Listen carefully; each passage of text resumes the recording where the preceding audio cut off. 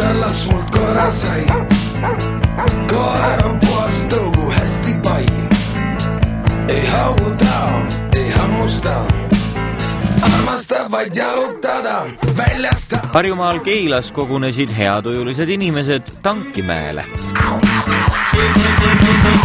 Kohaliku koerasõprade klubi poolt korraldatud Mäkke jooksuvõistlus oli kondiproov nii koertele kui nende peremeestele.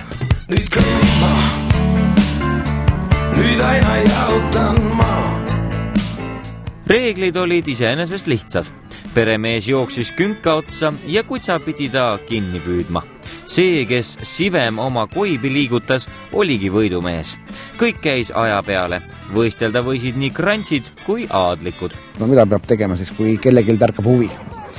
Selleks, et siia jooksma tulla, peab olema koer, kes on inimesega väga heas kontaktis ja ta tahab oma omaniku juurde minna.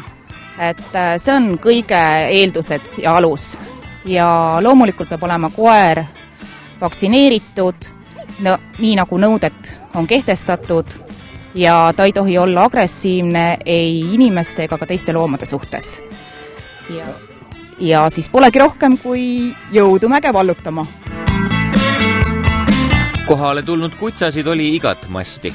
Nii selliseid, keda johmas peaga võib isegi vasikaga segi ajada, aga ka neid, kes lausa miniatuursed spordimehed. Ma pole pehme tordimees, vaid olen ehtne spordimees, löön palli pea ja jalaga ja kui on tarvis sabaga. Kui suured koerad võtsid mäkketõusu kergelt, siis väikestele siblajatele oli see kui kolgata tee.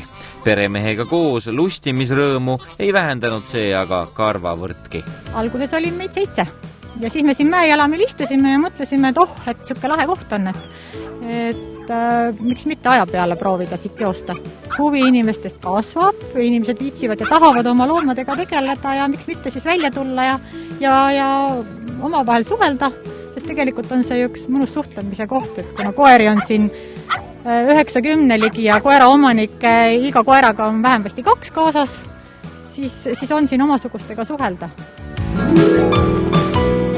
Koos oma lemmikloomaga ajaviitmine saab ka Eestis aasta-aastalt ainult popimaks. Koos oma lemmikuga sedaviisi rahmeldades on talvel kogunenud rasva sulatada täitsa lahe. Kutsad muidugi kaloreid ja kilosid ei loe, inimestele läheb see aga küll korda. Kaugel see rannahooaegki enam on ja kes see ikka mere ääres oma pekkidega uhkeldada tahaks. Tere jõudu! Võisteldud? Kuule jah. Kuidas läks siis? Ei saa kurta, ainult et see mägi on vähe petlik. Lõpus on niimoodi, et endal on hing selle paelaga otsas. No koer sai hakkama, ise ei saanud hakkama, jah? No, tundub küll nii, et jah, et koeral on vähe rohkem sellist jaksu kui minul. Kuidas üldse kogu ürituse korraldus? Peaks mainima, et väga hea on, ilus ilm, niigi kaua aega, et terve talv on möödas.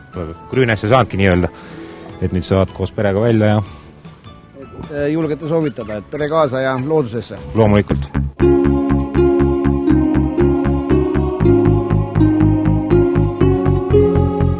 Aga kindlasti tuleb paljudele Reporteri vaatajatele võistluse pidamise koht Tankimäe tuttav ette.